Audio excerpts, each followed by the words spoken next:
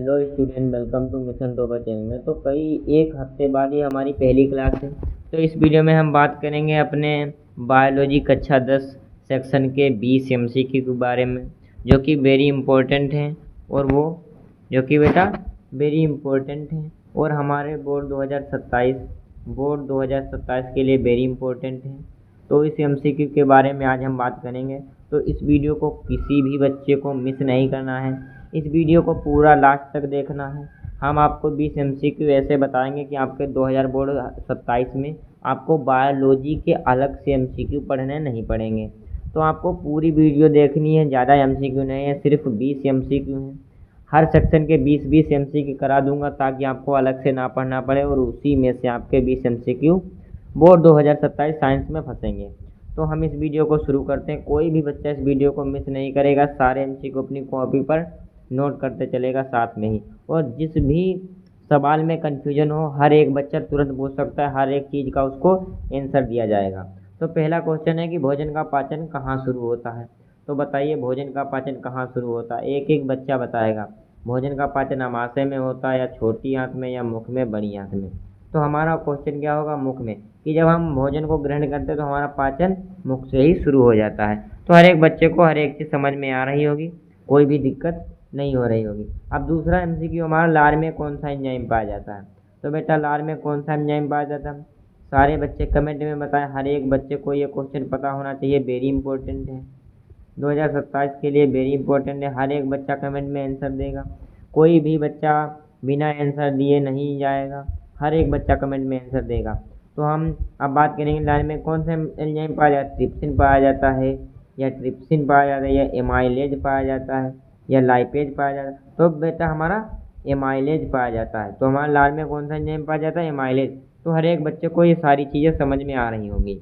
जिस भी बच्चे को समझ में ना आ रही हो वो तुरंत पूछेगा, हर एक चीज़ का आंसर उसको दिया जाएगा। किसी भी चीज़ की कन्फ्यूजन हो तो वो पूछ सकता है, हर एक चीज़ का आंसर यहाँ बताया जाएगा। तो तीसरा क्वेश्चन है कि मनुष्य में पाचन का मुख्य स्थान कहाँ है। बताइए, very important question, very important question. बताइए मनुष्य में पाचन का मुख्य स्थान कहाँ है। छोटी आंत में, सारा भोजन छोटी आंत में पचता है। ठीक है, हर एक बच्चे को याद होना, जो भी आज मैं बता रहा हूँ सारे इंपॉर्टेंट हैं। अपनी कॉपी पर आपको नोट करते हुए चलना है। ठीक है बच्चों, अपनी कॉपी पर आपको हर एक क्वेश्चन नोट करते चलना है, हर एक चीज़ का आंसर बताया जाएगा, जो भी आपसे रिलेटेड चीज़ होंगी हर एक चीज़ का बताया जाएगा। तो प्रकाश संश्लेषण के लिए आवश्यक गैस कौन कौन सी है, बताओ। इसमें से प्रकाश संश्लेषण में कौन सी गैस आती है। तो वेरी सिंपल आंसर है, सभी हर एक बच्चे को पता होगा कि कार्बन डाइऑक्साइड हमारी आती है। और क्या क्या आता है, जल आता है, और CO2 होती है, जल आता है, और प्रकाश संश्लेषण होता है जिसको हम सूर्य का प्रकाश कहते हैं। इससे पौधे क्या करते हैं, इससे पौधे क्या करते हैं, अपना भोजन ग्रहण करते हैं। तो पौधों में गैसों का आदान प्रदान किसके द्वारा होता है। वेरी इंपॉर्टेंट क्वेश्चन 2027 की दृष्टि से। बताओ कौन बच्चा बताएगा इसका आंसर, जल्द से जल्द बताइए। तो जो पौधों में गैसों का आदान प्रदान करते हैं उसे क्या कहते हैं हम, रंध्र, स्टोमेटा। ठीक है बेटा, हर एक चीज़ आपको ध्यान में रखनी है, हर एक चीज़ का आंसर दिया जा रहा है बहुत ही अच्छी तरीके से। और रंध्र हमारे पत्तियों में पाए जाते हैं, छोटे छोटे। ठीक है, रक्त का लाल रंग किसके कारण होता है, प्लेटलेट्स के कारण, हीमोग्लोबिन के कारण, या प्लाज्मा के कारण, या आरबीसी झिल्ली के कारण। इस चीज़ का आंसर हर एक बच्चे को पता होगा, हर एक बच्चे को इस सवाल का आंसर पता ही होगा। कोई भी बच्चा ऐसा नहीं होगा कि उसको ये नहीं पता है कि हाँ सर, रक्त का जो हमारा रंग होता है वो लाल किसके कारण होता है। तो हमारा रक्त का लाल रंग किसके कारण होता है बेटा, हीमोग्लोबिन के कारण होता है, जो हमारे शरीर में मिली होती है। ठीक है, हीमोग्लोबिन के कारण होता है। हर एक बच्चे को एक एक चीज़ समझते चलनी है, जो भी चीज़ ना समझ में आए, एक बार फिर से कह रहा हूँ, जो भी ना समझ में आए वो तुरंत पूछ सकता है। अब रक्त का तरल भाग क्या कहलाता है। वेरी इंपॉर्टेंट क्वेश्चन 2027 के लिए, वेरी इंपॉर्टेंट क्वेश्चन।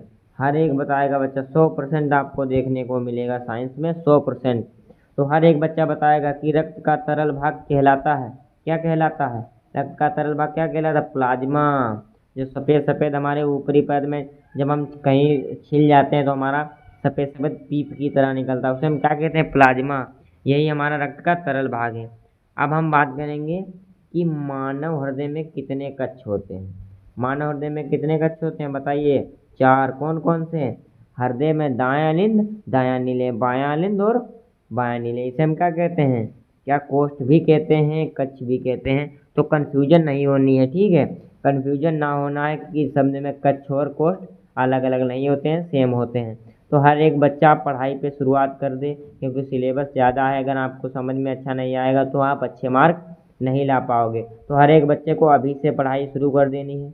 और जो बच्चा इस चैनल पर नया है वो अभी तुरंत चैनल को सब्सक्राइब करे बेटा, तुरंत सब्सक्राइब कीजिए और अपने दोस्तों के पास भी शेयर कर दीजिए कि जी सर इस पर तैयारी शुरू हो गई। हाई स्कूल की हर एक सब्जेक्ट की वीडियो आपको इस चैनल पर मिलेंगी, ठीक है बच्चों, हर एक सब्जेक्ट की वीडियो।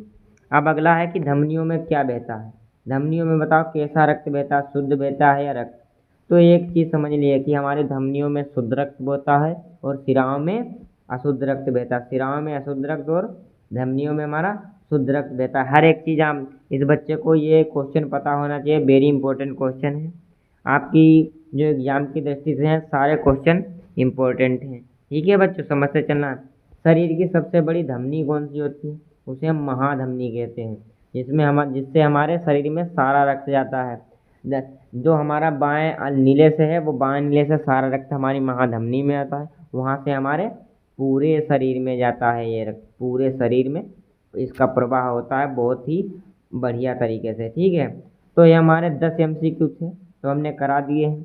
जिस बच्चे को कुछ भी समझ में ना आया हो पूछ सकता है, जो भी कन्फ्यूजन हो हर एक चीज़ बताई जाएगी। जो ये मैंने MCQ बताए ये 100% आपको बोर्ड में देखने को मिलेंगे, बोर्ड में देखने को मिलेंगे बच्चों।